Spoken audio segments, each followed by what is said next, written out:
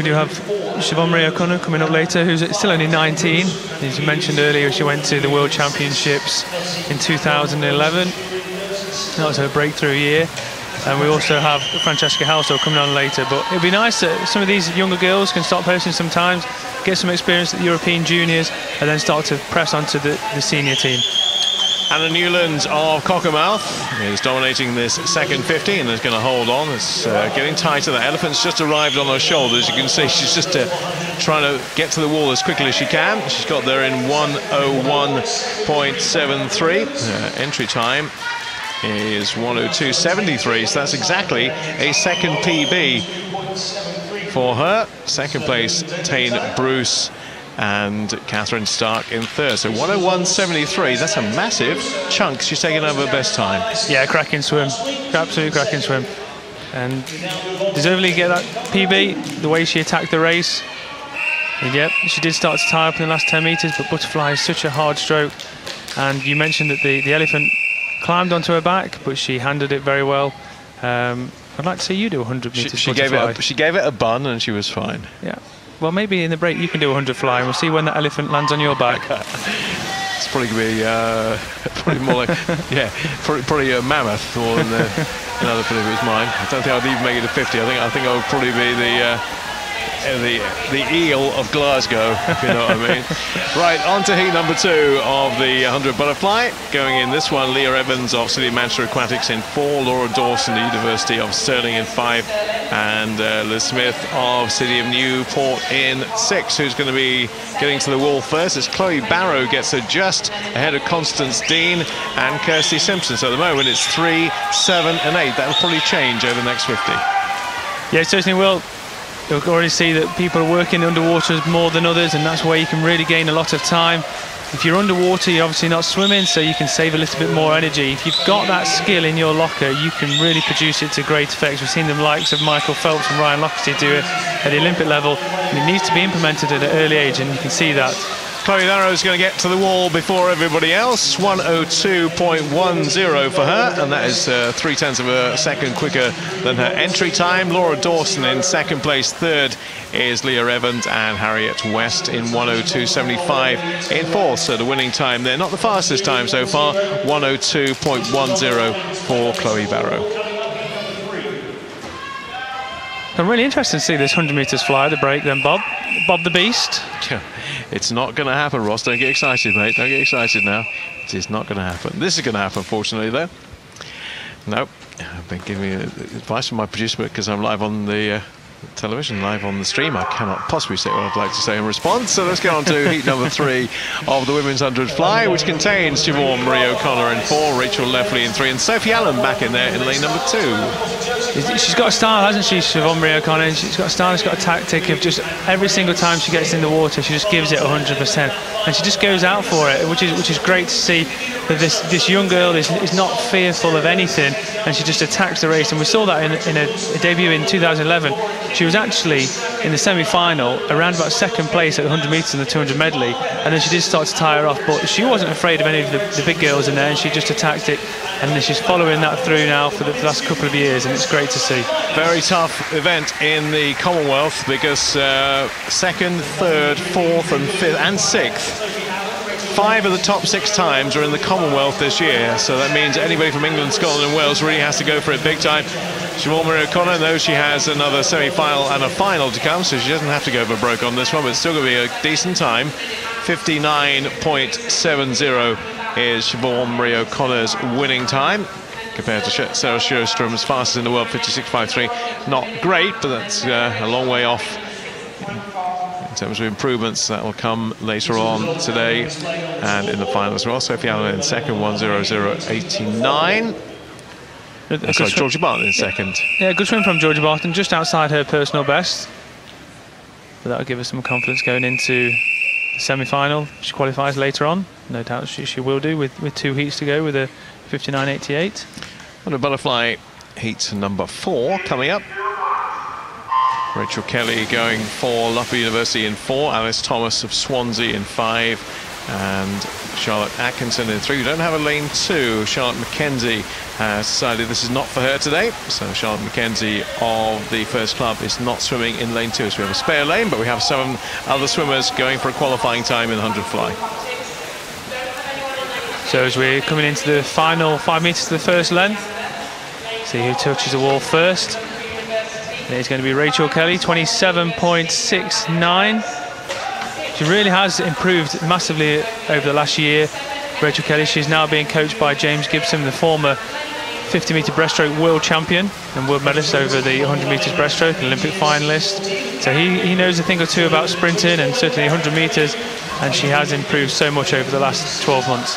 Looks like she's going to win this one as well in lane number 4. Nothing much that Alice Thomas or Charlotte Atkinson could do about pipping her on this one. 59.09 is the time for Rachel Kelly. That's okay. She'll be happy enough with that. Not her personal best, but within range at least.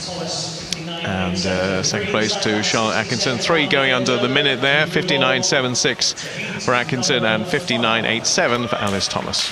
This was another one of those events that, you know, a couple of years ago, if we had girls going under the 60-second mark, then we were jumping for joy. And you've seen 3 go 59 and, you know, a couple in the heat before. So this event is getting stronger and stronger.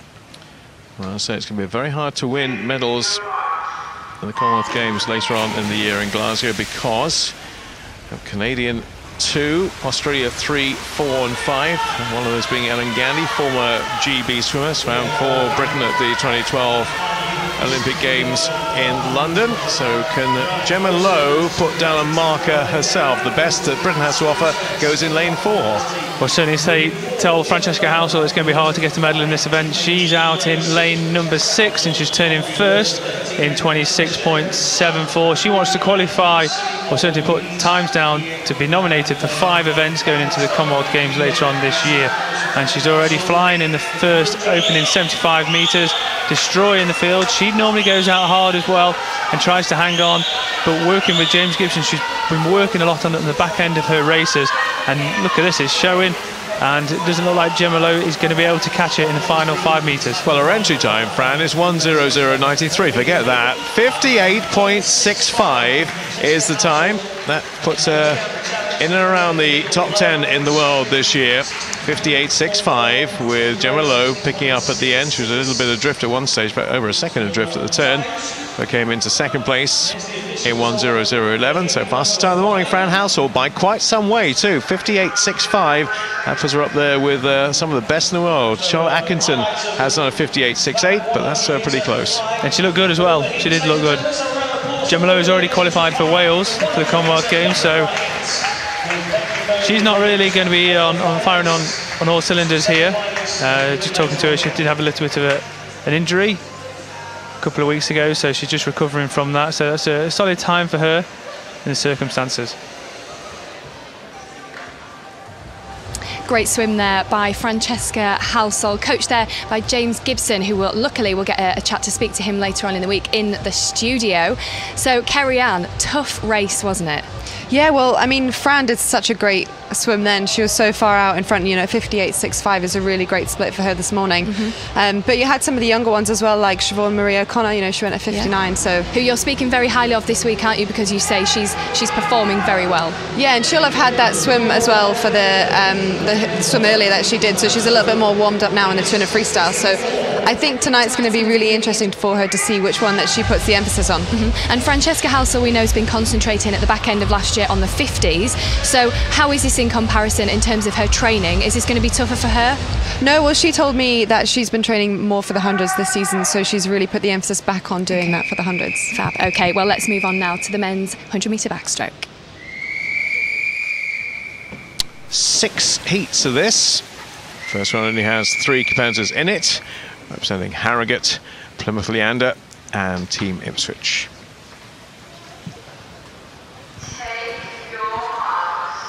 There's the Plymouth swimmer, Rhys Worth, and it is always worth having a look at what Plymouth are doing these days, because with Ruta Melitite and Ben Proud, there's obviously something in the water down in Plymouth with their new or newish 50-metre pool. That's made a big difference to them, hasn't it? Yeah, it certainly has, and you know, having an Olympic champion in your misses is certainly going to also help. And just walking into training, knowing that you are training against somebody that's been to the Olympic Games and was really an unknown, and coming out with a gold medal must give you so much confidence in your coach and in your strength and conditioning coach and your program and your training. So there must be a real buzz around it, and you're seeing more and more people from Plymouth, along with the 50-metre pool, that are coming through and swimming really well. Let's not forget about Team Ipswich, which has produced the likes of Karen Pickering over the years, and they're looking for their next generation to come through. Maybe Jake Tyson is one of those. Stops the clock at 58.44. It's a new PB for him, certainly considering his entry time is 59.11. Second is Matthew Rudolph, and third place is Reese Worth. So well done to Jake. 58.44 is the best that he has ever done. Yeah, it's a great time. Great time to come in this morning. 0.6 PB. Might be the only chance these guys have got to swim. Probably won't be progressing into, certainly won't be in the senior final, or probably won't be in the junior final either. So it's this is the biggest swim that they're probably going to do could be in their careers, and to do it at a PB at this stage is it's going to be absolutely excellent. Good point to make is about the 100 backstroke with the junior finals happening at the beginning of the evening session at 6 o'clock. Before we actually get into the senior finals, there will be junior finals as well. So there's some cases a second chance for the youngsters to have another swim later on in the day. This is heat number 2. Christopher McColm of East Lothian in 2, Fraser Spooner of West Lothian in 3, Oliver Smith Cockermouth in 4, Perry Gardner Middlesbrough in 5, Daniel Cross of Borough of Kirklees in 6, and Suleiman Butt of Aberdeen, who swam earlier on, is back in lane number 7. First 50 completed, and at the turn it's just Oliver Smith, 28.43. He's turning first, and this is where, certainly when you get into the later of the heats, you'll see how important the underwater phase is. You can go 30 metres underwater, 15 metres off the start, 15 metres off the turn, and if that is in your locker, you've got to use it, because you're so much quicker going under the water than you are on top of the water. Yellow cap matching the lane that he is in. Looks like it's going to be all the way to the wall, just about edging out. Perry Gardner is Oliver Smith in 58.32, winning that race by 0.16 of a second. Fraser Spooner finishing third in 58.86, so 58.32 for Smith. That betters his entry time of 58.71. Great to see some more guys going under their entry times and the PBs. Exactly what you want to come to this stage and to post personal best times. Again, so much from this experience, competing in this environment. Well, Braveheart's here. Has arrived in lane 2. Well, Robbie Rennick, who you would normally not associate with backstroke, I have to say. I can't ever remember him doing backstroke. Have you seen him do backstroke before? Well, only in training, so it'll be interesting to see how Robbie does. But knowing Robbie as I do, he's a competitor, and interesting, you don't necessarily see him in lane 2 either. Normally in the centre lanes and almost always in the final heats, whether it's domestic or international. So he's in heat number 3 in lane number 2. He opted not to do the 400 freestyle today. He's doing the 100 backstroke instead, and not the greatest of starts. Got to be, if you're a backstroke specialist, you learn how to do a start, and that is not a backstroke start. but he's come up. He's out there in front, and technically, if you're a backstroker, you probably wouldn't want to have that technique. There's probably better techniques in the water, but he is a fighter, he is a competitor, and he's going to give it his all this morning to hopefully get into another swim later on. Likes of Joe Hume and Joe Litchfield, and Jack Ness will, as it is their main event, or one of the main events, be looking to post a fast time here. We'll see. Robbie's entry time, by the way, is 58.44, so he has done it in terms of an entry time, but don't expect him to be in the mix at the end, although he might have other thoughts. We look at the far side of the pool, because that's where all the main protagonists are. Jack Ness, William Harrison and Barton Townley on the far side, and also in 4 coming through strongly at the end is Joseph Hume. Hume's going to get the touch in lane 4 in 57.48. Then Harrison in 2 in lane 7. Third, Jack Ness, and Barton Townley and Robbie Rennick didn't even, well, it's right on the minute marker, 1:00:00 in 8th place. It's great for these guys. You know, you've got the 16, 17-year-olds that are competing against the Commonwealth champion, and they beat them. Okay, it's not in the event that he won the Commonwealths, but no, they can always say they beat a Commonwealth champion.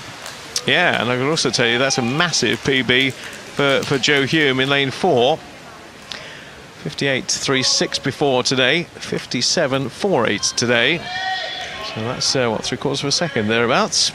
But, almost 8/10. So well done to him. It's a very big chunk he's taken out of that. On to heat number 4, and some established swimmers, some names you'll recognise. Sam Strawn, who used to be at Plymouth, goes in 3. Marco Loughran in 4. Sam Horrocks in lane number 5, and Callum Jarvis in 6. It should be, providing they're going for broke this morning, which they don't need to do, of course, with semi-finals to come, but lanes 3, 4 and 5 and 6 should be the ones in the mix here. Yes, this is the first of the faster heats. 2 more heats to come after this, and Marco Loughran in lane number 4.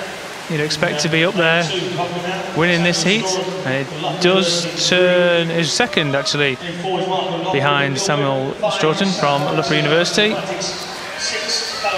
So Strawn leads from Marco Loughran at the end of 50. Now, how are things going to shape up? Well, there's 4 of them, nearly 5 of them in the line. As I mentioned, 3, 4, 5 and 6, and 3, 4, 5 and 6 are going to come in virtually together.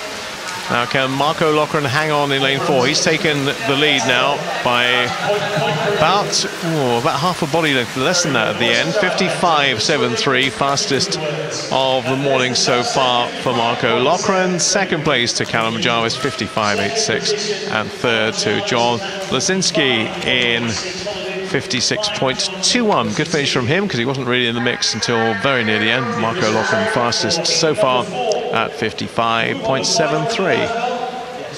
Yeah, so not particularly rapid from Marco. 1.5 seconds off his entry time, but he's jumped straight out the pool. Looked like it probably was going to be reasonably easy for him, but if he makes the semi-final later on, he should do with that time. But then we see Liam Tancock in lane number 4. Now, this is an interesting one. Had a very, very bad year last year with injury. It looks to me like he's not shaved. Well, that's not even difficult from a distance to notice that. I'm thinking, hello. That'll come off tonight, I'm sure, or will come off tomorrow for the final. He obviously thinks he's got enough in his locker, and he should have, to get a good time here. So Liam Tancock up against Ryan Bennett and Joseph Patching. In fact, I've never seen quite that much of a beard on Liam Tancock. I was rather taken back by that. His starts are good. Actually, not quite as good as they normally are, but I think he's just going through the motions here. Yeah, it's ever so close to the 15-metre mark. It looked to me like it's probably just right on that 15-metre mark. But yeah, he hasn't shaved his face, he's shaved everything else. Like you mentioned, he did have a disappointing year with injury last year, but to his credit, he didn't come out and he didn't use it as an excuse. He just came out and said he wasn't good enough on the day, and that's a credit to Liam, because a lot of other swimmers would have come out and told the world about their injury. Yeah, he took it on the chin and just said he wasn't good enough on the day, and he's gone back to training and worked hard, and it's interesting to see how he'll compete over the rest of the week. Yeah, we hope to see Liam back at his very best this year. He's maybe not going to win this heat. It's going to be very tight between him and Joseph Patching, and Liam gets there marginally by 0.14. Liam Tancock 55.34, Patching 55.48, and third place to Charlie Balderston 55.73. So Liam Tancock, you probably won't see him like this too often, with quite a growth of beard. I wonder how his other half, Caitlin, feels about that. Bit itchy, I would think. 55.34. Yeah, he looked comfortable. He looked smooth. It wasn't one of his best starts. He really is world class underwater. He's incredibly quick. World champion over the 50 metres backstroke.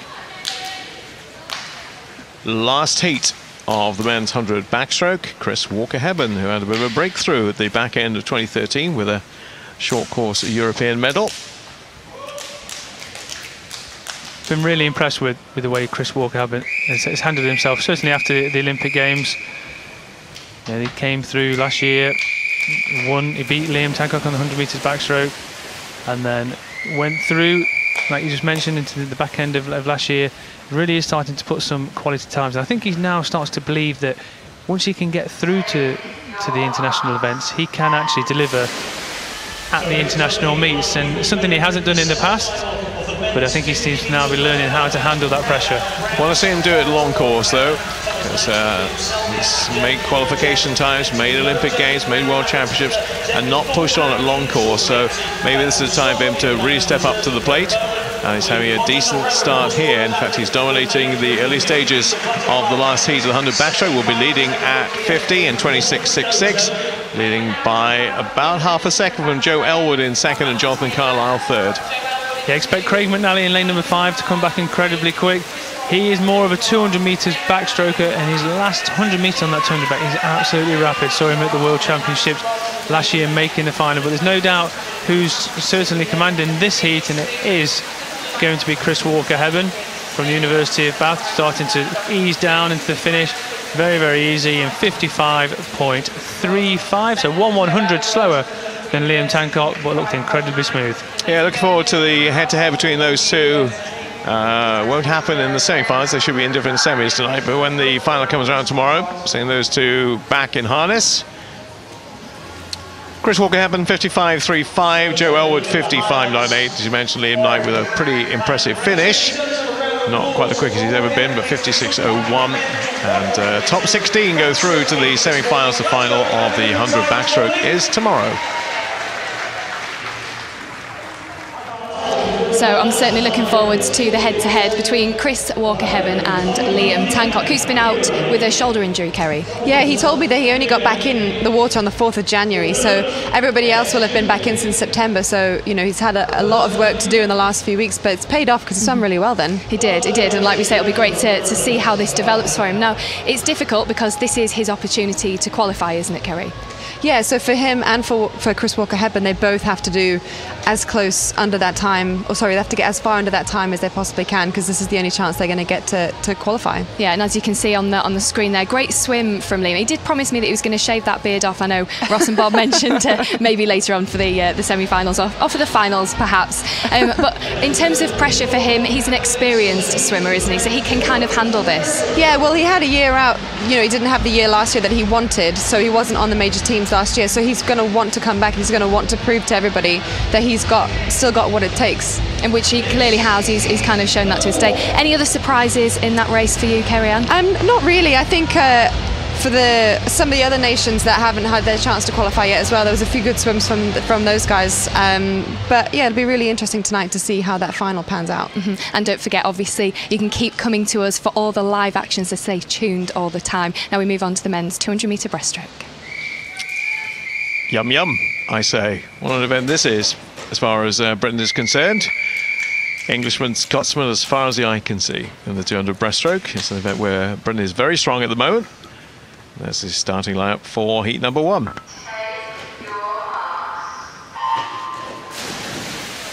Benjamin Purcell of Hatfield in 1, Joshua Winnicott of Birmingham in 2, Kieran Alsop of Portsmouth 3, 4 is Samuel Richards of City of Coventry, Woking's Dominic Holloway, and I know the Woking lot are watching on the stream, so hello to you, in 5, Ian Rose of Warrender in 6, Aidan McDonough of Borough Stockton in 7, and Cameron Park of East Kilbride in lane 8. Remember, straight to final on the 200 breaststroke, so you have to crack on in the morning, there's no holding back. Yeah, certainly no holding back, and there is no holding back from the swimmer in lane number 2, Winnicott from City of Birmingham, turning 30.65, over a second ahead of lane number 3 in second place. But yeah, you're absolutely right, we have a history in this event that goes back as far as, or as old as you are, Bob, so going back to going back to the early, well, since really the Olympics was around in 1886, 7, 8, well, anyway, back into the 1896, yes, thank you. 1896, so just after you were born. But you know, we do have a history in this event, and it's great that we actually see now a whole load of youngsters coming up. We're going to see the likes of Adam Peaty coming on, that's normally 100 metres breaststroker, but has put in some very fast 200 metres mark. So glad you're not here this weekend. At the 100 turn, Joshua Winnicott, fastest 105.82. Second, Kieran Alsop of Portsmouth, and third, Warrenders in row. So 105.82 at the turn of the 100 for Joshua Winnicott, who is dominating this race and looks like, unless he blows up badly in the last 50, he's going to win this. Yeah, we spoke a lot about it this morning, about doing your own race, and somebody else that's on the outside of the pool, not necessarily one of the fastest on paper, but doing his own race. City of Birmingham is led from the first 50, and certainly with 150 to go, the last 25 metres, is still out there in front, doesn't seem to be rushing his stroke too much, and the rest of the field can't really make inroads onto his lead. 2:25.66 is the time he's set as his entry time. Well, he's going to be massively inside that, provided he keeps going and doesn't tire up too much. This is going to be about a 5-second PB, or 4-second at least. 2:21.29 for Joshua Winnicott, with Kieran Alsop 2:23.19 in second place. Third is Dominic Holloway of Woking. I can hear the cheers from here. 2:24.16 for Dominic, and that is a PB for him as well. So all the early heats, or pretty much all the early heats this morning, are producing personal best and sizable ones at that. Yeah, cracking PB. You know, when you're in swimming, you look always just to go faster than the time you've gone before, and even if that's 0.1 or 1/100, you'd be delighted. But to go, what, 4 seconds quicker? That's absolutely huge. You know, talking 4 seconds in a breaststroke event, about 6 metres. Very positively swum. Good positive result. Great outcome for him.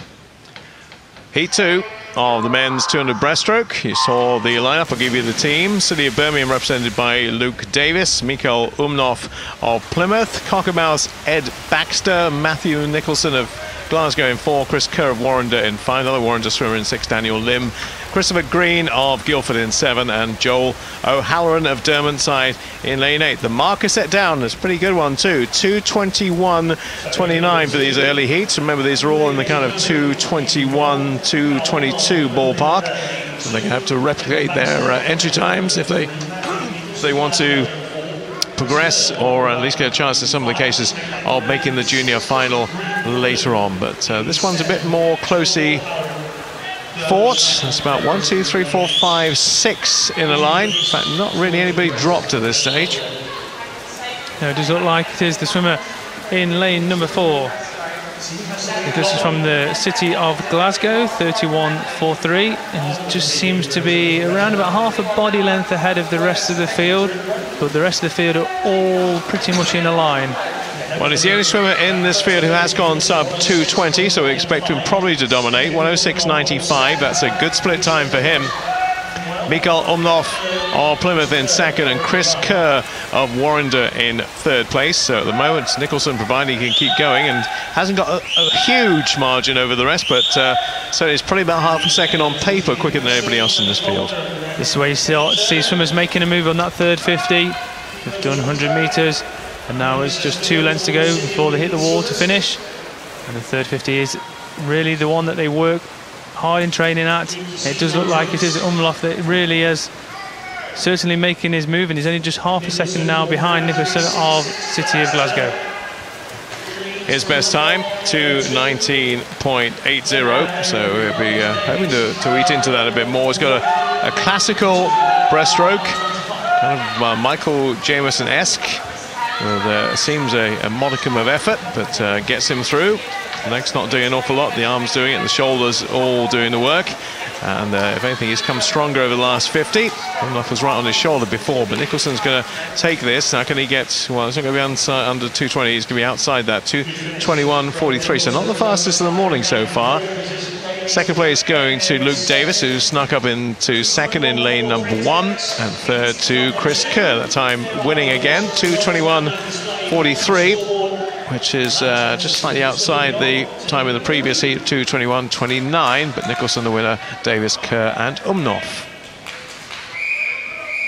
So it is still the time from heat number 1 that's the fastest so far this morning of the men's 200 metres breaststroke, 2:21 from the first heat.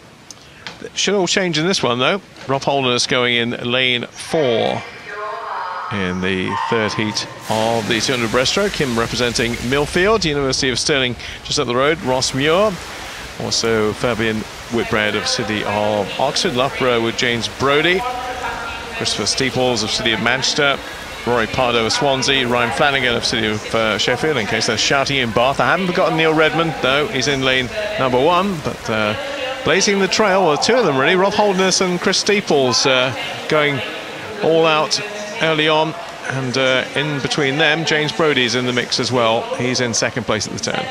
Yeah, James Brodie had a breakthrough year in around about 2011, 2012, and there's talk that maybe he could, certainly challenge for the Olympic team, and certainly the year after in 2013. But he's up against the likes of Michael Jameson and Andrew Willis, so those big shoes to try and get past. But he is a quality swimmer from Loughborough University. Rob Holderness, 5th at the Commonwealth Games back in 2010, so also another quality swimmer that's trained a lot in America, but now has come home and is training in Millfield. So there's some experience in this field, and expect those times to be tumbling. Really hard, though, if you're a 200 breaststroker in Great Britain, because there are 2, 3, 4, 5 world-class breaststrokers, and you've got to get down below 210 to be world-class, and none of these have managed that as yet. But Rob Holderness will hope this is maybe his breakthrough meet. He can do a really fast time. James Brodie is going every single stroke of the way with him, though, and lanes 4 and 5 are dominating this race. Holderness, though, has taken a bit of a lead now, probably about a body length lead at the turn with 50 to go, 1:39.59. Yes, and it's not going to go under 2:10 this morning, but he's going to post a very strong time. Going to be the fastest time of the morning so far, and he does look incredibly strong over this back 100 metres. Now, can he bring it all the way into the end? This is where it gets really tough for the breaststrokers. The old lactate starts building up at this stage. Not doing a lot with the legs, you're doing mostly with the arms, the shoulders, and making sure you're getting forward as quickly as you possibly can. Bit of rotation, 2:14.44. Actually, not massively impressive, but probably, I'd say just about enough. You look at this, the talent that's to come. 2:14 may not quite make it for the final for Rob Holderness, even though he looked impressive enough. With another 2 heats to come, the likes of Andrew Willis to come, Michael Jameson to come. Might be tough. 2:14.44 is the fastest. Ross Muir 2:15.89 and James Brodie 2:16.09. Just to mention, by the way, as far as the fastest times in the world, Michael Jameson, we'll see shortly, 2:08.01. Christian Sprenger of Australia, 2:08.63. And Marco Koch, 2:08.84, with Ross Murdoch in 4th. Now, the top Englishman in the 200 breaststroke, just about to take to the water. 4th at the World Championships last year, just missing out on a medal, only marginally, and actually beating his teammate Michael Jameson in the 5th. 4th place it was in Barcelona for Andrew Willis. He goes in 4. Now, Adam Peaty should have been on that World Championship team in the 100, but sadly got his finish all wrong. Yeah, he did. He was, in the championships last year, he was leading, or certainly in 2nd place all the way until the last centimetre, where Michael Jameson just pissed him on to the finish. He should have been there, but he's responded incredibly well, posted some very, very fast times over the 100 metres, and looking now to get in, do a 200 metres breaststroke. Not his main event, but again, blowing away those cobwebs, seeing what kind of form he's in, and knows he's been training incredibly well. Speaking with Mel Marshall, his coach, and she's delighted the way the things have been going over the last 6 or 7 months. So it's all about putting that hard work into practice here and showing the rest of the world what he's been doing. Good scrap, and Andrew Willis is just biding his time, looking to his right and going, who is this young pretender? Mr. Peaty, I've got your measure. Well, at the moment he hasn't quite, because Peaty leads at the halfway stage, 1:02.15 compared to 1:02.39 for Willis. This is where Andrew Willis comes strong and should come strong, and surely will come strong over the next 75 metres. Peaty, though, is saying to him, I can match you here. I'm the up-and-coming one, not you. And he certainly is the up-and-coming swimmer. No, he's not letting Andrew Willis get an inch on him at all, and he has been working incredibly hard on the back end as Adam Peaty. So where Andrew Willis' strength is over the last 200 metres, Adam Peaty's been working that to combat those big boys that can do that to him. So he's in good form and he's looking good at the minute. Let's hope big Chelsea fan Andrew Willis has not been celebrating too much after Tuesday night's Champions League progression to the semi-finals, and I think he's the ultimate pro, so he won't be. And then also not want to be beaten by Adam Peaty, and I think he's just about got his measure. Peaty, though, is going to post a pretty decent time here. There's a 3-second differential between their personal best, 2:11.07 for Adam Peaty. Well, he's going to go inside 2:11, is he? He's going to be there or thereabouts, not much outside it. This is a 2:11.42, 2:11.94, half a second between Andrew Willis and Adam Peaty at the finish. Andrew Rodgie in third, 2:15.15, so fastest time of the morning for Andrew Willis, 2:11.42, and that's quite a comfortable swim for him. Yeah, and he just looked at Michael Jameson, gave him a nod, said, "That's the time you've got to beat, mate." Training partners at the University of Bath. He looks comfortable. Didn't look like he was too much pressure on him. Adam Peaty looked very good as well, but he looked like Andrew Willis had it all under control, and when he needed to turn it on down the last 50, he did so and opened up a half-a-second lead. That's his fastest time of the world in the world this year, and puts him number 3 in Britain, because he goes above Craig Benson with that time, does Andrew Willis. Now, here comes our Olympic silver medalist. Michael Jameson going in lane number 4 for Bath University. Craig Benson, who I mentioned, 2:11.62 at the Scottish Nationals last week. He goes in 5 and Callum Tate in 3. So Michael Jameson, what are you going to do now? As we know, unless he swims it slightly differently, which he did actually at Jewel in the pool, Michael Jameson tends to split his race and everything comes in the second half rather than the first half. Yeah, he's an incredibly fit individual, so powerful. His reactions off the blocks weren't as good as the people either side of him. It was about a 0.1 down on Craig Benson.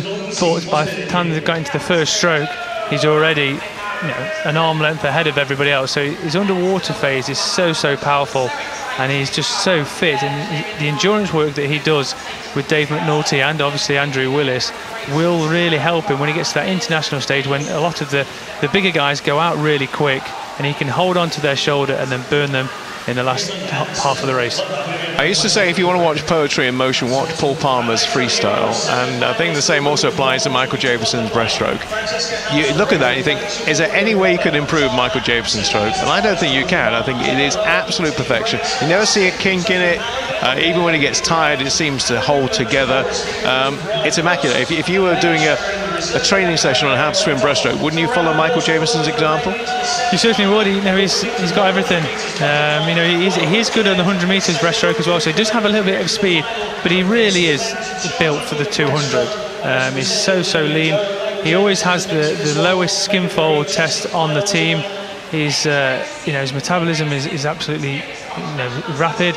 He can eat something and the very next second he's burnt it off. He is the pure athlete, and he's 100% committed to the sport, and he trains incredibly hard.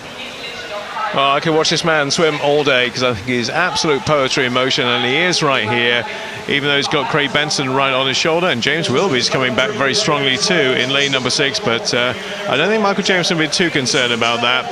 He's got that nice loping elongated stroke, which takes him at a time of 2:12.43, so not as quick as his training partner down at Bath, but he won't worry about that too much. James Wilby, though, 2:12.69.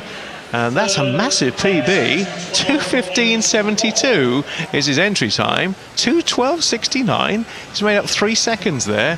That's amazing. Craig Benson, 2:12.81. Not as quick as he went last week. 2:11.62 at the Scottish Nationals. But that's a huge James Wilby PB. Massive. So look at the confirmation of the results. Michael Jameson with the time 2:12.43, just to confirm that for you. The winning time for the man in your picture, Michael Jameson, and very comfortably along with training partner down at Bath, Andrew Willis, into tonight's final of the 200 breaststroke. There's the man who will certainly be involved in a scrap tonight. You can see what Adam Peaty can do as well. We're waiting for that result to be clarified. We don't have... we have a DQ. That's right. Peter Tehish in lane number 1 has been disqualified. Winning time, though, for Michael Jameson, 2:12.43. James Wilby pushing him all the way. 2:12.69. Craig Benson in third. So, Kerry-Ann, we always look at the semi-finals and the heats, and you always think, can they go a bit faster? We know that Andrew Willis and Michael Jameson train together. Now, what's your thoughts? Because Ross has just said on the live feed there about what an incredible athlete Michael Jameson really is. What's your thoughts? Because I know you've been chatting to him this week, haven't you? Well, I know that he really wants to swim fast here. He thinks that his World Championships race wasn't the race that he wanted to, so he's kind of got a point to prove to himself, I think, more than to anybody else. But I know that he's going to want to swim really fast tonight. And he has got, I'm not going to say pressure because he's a professional athlete, he can handle it, but everybody has got all eyes on him, haven't they? Yeah, well, it's his home pool, home crowd, but he'll want to perform. He loves that kind of stuff. He loves the pressure, especially being here. He wants that. Yeah. Okay, now speaking of loving the pressure and speaking of the competition so far, let's talk about what's been your highlights this morning, Kerry-Ann, because we'll go through them as quick as we can, because tonight we kick off the action at 6 o'clock. We are going to be here on the live feed at 10 to 6, that's 17:50, so make sure you tune in because we have all the information that you need to know for this event. So Kerry-Ann, let's go through this. So we're going to look at the women's 400 metres individual medley. I think I know who you're going to go with here, but tell me anyway. Amy Wilmot. I mean, she was by far the quickest swimmer this morning, and she's going to want to try and better her PB, which is a 4:33. Yeah, okay, so we'll look out for her. Then the men's 400 metre freestyle. Yeah, so James Guy isn't actually ranked first going into it, but he looked like he went really easy this morning. Like I said earlier, he's got a few things that he needs to sharpen up. His turns, he needs to stop double breathing. You need to go and have a word with him, Kerry-Ann, don't you? Go and tell him off. So you're looking forward to seeing him. In the S9 100 metre freestyle for the men as well, Joseph Craig had a great swim. Yeah, well, I mean, he's Olympic champion for the 400 freestyle, so he has a huge amount of experience. So tonight, I'm sure that he's just going to go in there and try and do whatever he can. And a great event this morning, the women's 200 free. We love that event, don't we? Because there is so much to lose. Well, it's the relay qualification as well, so exactly. Everybody's going to want to be in that top 4 spot and hope that they're under the consideration time. And then back to it again, the 200 metre breaststroke as well for the men's. It's going to be a good evening, isn't it? It's going to be a really good evening. There's all the rivalries going on. There's the English rivalry, there's the Scottish rivalry as well, and there's Rob Holden's in there who's Welsh. So I think it's going to be the battle of the countries. And we have some swimmers, of course, that were competing last week at the Scottish Champs as well. How much in terms of being rested, how difficult is that to go back to back?